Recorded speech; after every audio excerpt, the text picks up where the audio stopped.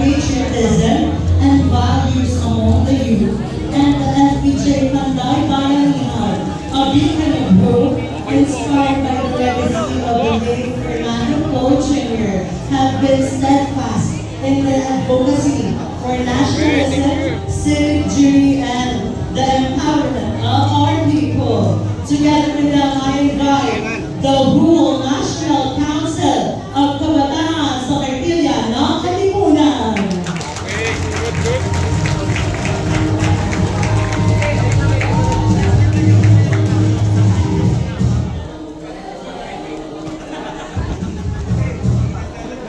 Let's give them a round of applause.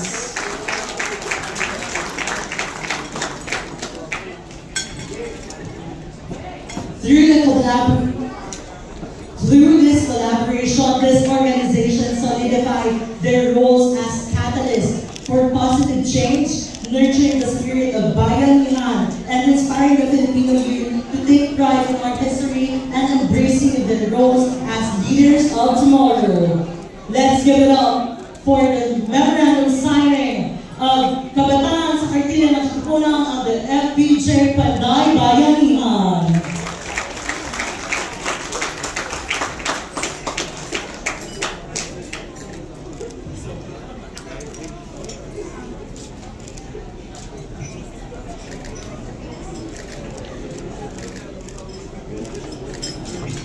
Once again, let's give them a round of applause. Nagkakaisang kabataan, Panday Bayanihan.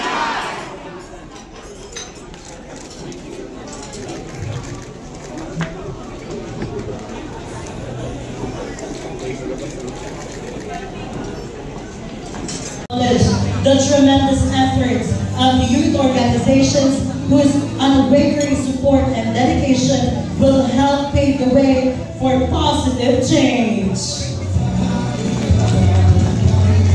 Witnessing the signing of our manifesto of support, may I call on the chairman of the FPJ Panday Bayanihan, Mr. Brian Polio Manzares, together with the national president of Kabataan sa Kartilya ng Katipunan, Mr. Andres C. Garcia, and the National Deputy President, Ms. Marizoni Espia.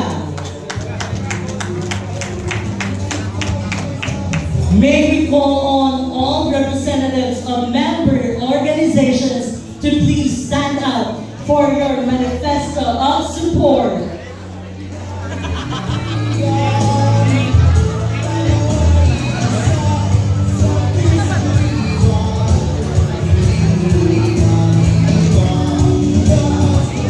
With the manifesto of support signed, the photo opportunity concluded marks the beginning of a new chapter.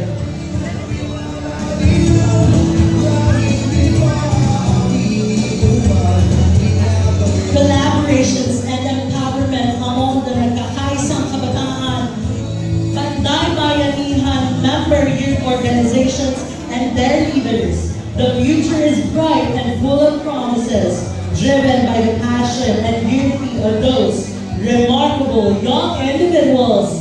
Please give yourselves a round of applause.